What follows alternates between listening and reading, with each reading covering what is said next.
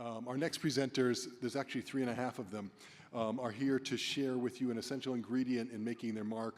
It's all about mobile ethnography. You may only see 3 coming up on stage. Come on, you can come on up. Claudia, I'm not going to attempt to do your last name. Claudia is the packaging and design manager at Mondelēz, and Alex Hunt is the president of BrainJuicer, and Nancy Luna is the director at Kraft Foods. They're all here to talk about, I'll let you guess where the extra one is. They're all here to talk about mobile ethnographies. Welcome. Thank you. So Alex, Claudia, and I are here to tell you a little bit about the journey and the insights that we learned when we were doing a mobile, oh, I get a little bomb thing. Don't worry, there's not a bomb in the room that I know of. Anyway, now the room clears out. No. Anyway, so we're going to tell you a little bit about what we learned when we were doing a mobile ethnography project.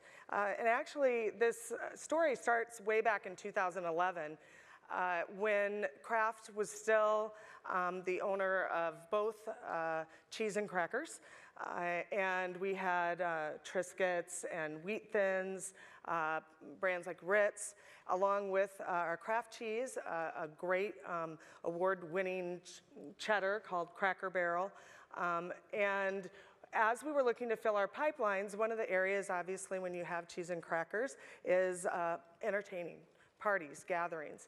And so we were looking at exploring, what opportunities were there to find insights that would drive some innovation, that we could develop some new products around that would satisfy the needs of our consumers in that entertaining space.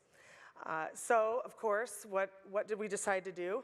We decided that we would throw a party with our consumers as we were starting to fill the pipeline. And one of the things that we learned was that kind of the way you set the tone and the mood and whether there was chairs and formal tables like we have here set the tone for the party. And so what we'd like you guys all to do is stand up. We know you've been sitting a long time.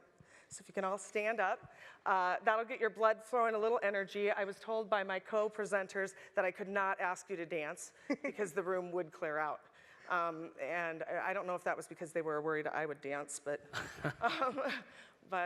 anyway, so what we did, because I'm very passionate with the team that came to me from cheese and wanted to come up with these ideas about getting people close to the consumer. And after we had spent a lot of time synthesizing what we knew, because of course, when you have Velveeta that makes the queso that makes, Super Bowl rock, there's, if you've thrown a Super Bowl party without our queso, it wasn't a very good party.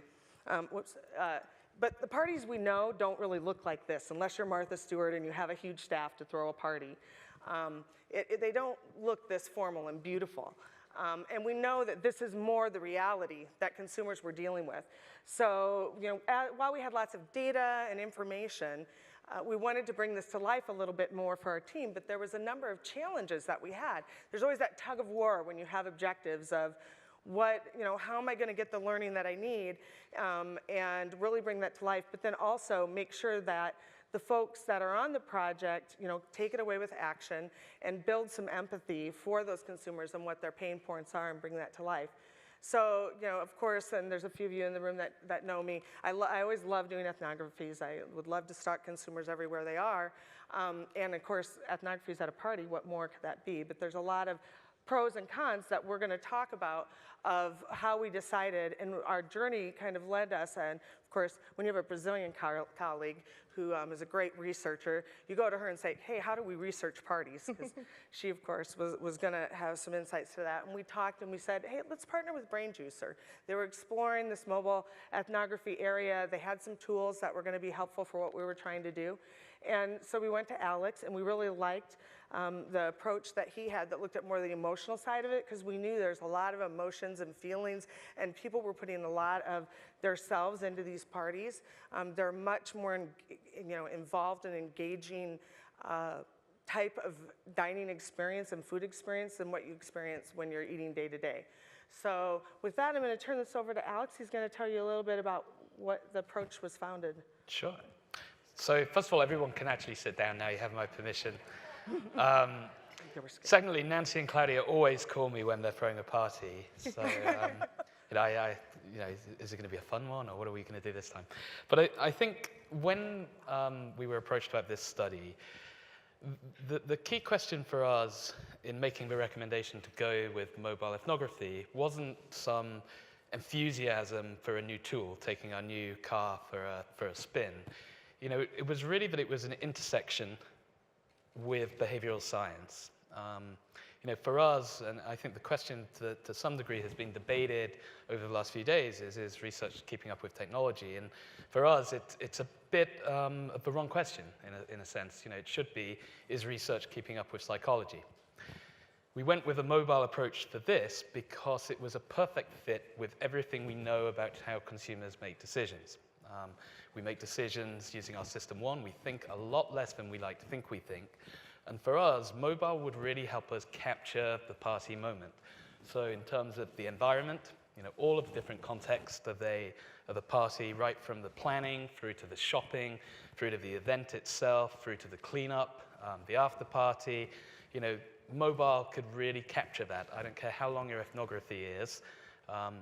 Your ethnographer, in person, traditional ethnography, is not going to be there as long as your cell phone is, which is really 24/7. Social factors, you know, there's nothing really more social than a party, right? And we are terrible at making our own decisions, but very, very good and very, very influenced by what other people do. So it allowed us to capture that, as well as emotion. You know, the anonymity and the distance created with the mobile technology really allowed us to capture those emotional moments in a very, very honest way. So for us, really the key point and the key question was, you know, what methodology actually matches how we make decisions as human beings? And in this case, it was really the perfect intersection. You know, mobile was the tool that really helped us bring that human understanding to life. So Claudia is going to talk us through some of the pros and cons that we found with this pilot study as we piloted this methodology a couple of years ago. Thank you. So I'm Claudia and a half. With the split, I went with Mondelēz International. So when our parents decided to divorce, I went with the other parent. But at the time, I was charged with bringing new methodologies into the company. That was my main role into Kraft Foods at the time. So within that context, when we were talking about doing mobile ethnography in 2011, this was quite advanced. It was something that nobody else was doing. Of course, we wanted to also look into the pros and cons of the methodology itself and see if this was something that we would like to repeat later on. And then, so I'd like to take you through some of the benefits and also the cons that we found. One of the main benefits, I would say, is that we managed to be right there with the consumer when the action was happening. When you're planning a party, it's not just the time of the party, it's everything that happens before and then after, right? You have to plan the party, you have to decide what you're going to serve, who you're going to invite, and then send all those invites, go buy that food, prepare the food, then actually organize the room, set up the room, have your guests arrive, and then clean up afterwards. When you're doing ethnography, if you're doing one-on-one ethnography in a more traditional kind of way, this would be a very difficult task to accomplish. So mobile ethnography allowed us to be there every step of the way. Another one was that we managed to cover a longer period of time, which also might have not been possible or actually more cost prohibitive had we done it in a more traditional way. We set up the research originally to last for 1 week. And then we had one of our participants come to us and say, oh no, my guest of honor is no longer available. I have to drop off the study. And then we asked her, well, when are you planning on doing this again? And she said it was going to be over Thanksgiving. And at that time, it dawned on us that we were planning this entire research period over a very informal time. And then Thanksgiving was a very, very formal kind of event that we were missing. And it would be interesting to see if there was a difference between this informal, more informal gatherings and a more formal, structured Thanksgiving party. So we asked her to stay and actually invited a few more people to join us and ended up extending the whole research to include Thanksgiving, which was very valuable to us. It was one of those oversights that ended up helping. We had a very wide coverage. We covered from hanging with friends to 3-year-old parties. And I'm running out of time, so I'm just going to go through this. And we had all sorts of different types of parties and all sorts of different things that happen. And consumers had the opportunity of being very candid with us. So you see here Dan, he did a hangout party and ended up with only he showing up. So there you have the party. And Vanessa, who liked very weird things to serve. Well, the cons, I'll let you read them because we're running out of time. And Nancy? Oh. Press play. Press play? Yeah. Oh. So really, how do we kind of wrap things up with this? Of course, there's always the so what, how do we act on it? What we did is we threw kind of a little synthesis party because all of the folks who were involved in this, we wanted to kind of have them experience and immerse themselves in the learning, but we didn't have, the ability for them to actually see the parties. So we had really set it up great with video. We set it up with, just kind of a party atmosphere so that people could kind of do that. We wrote briefs about here's what each of the pain points, the insights behind each of those. And we have used this study over and over again. I actually just yesterday during one of the sessions got an email from somebody, when can you come and present do kind of an immersion with us so that we can ideate on entertaining ideas for another brand.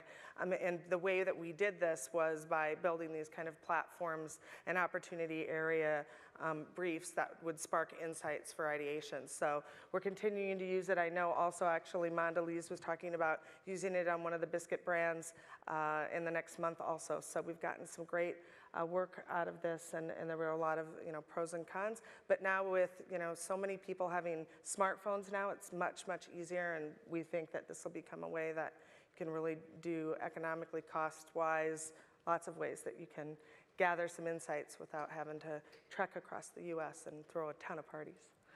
So thank you very much for your time. Thank you for sticking around with us.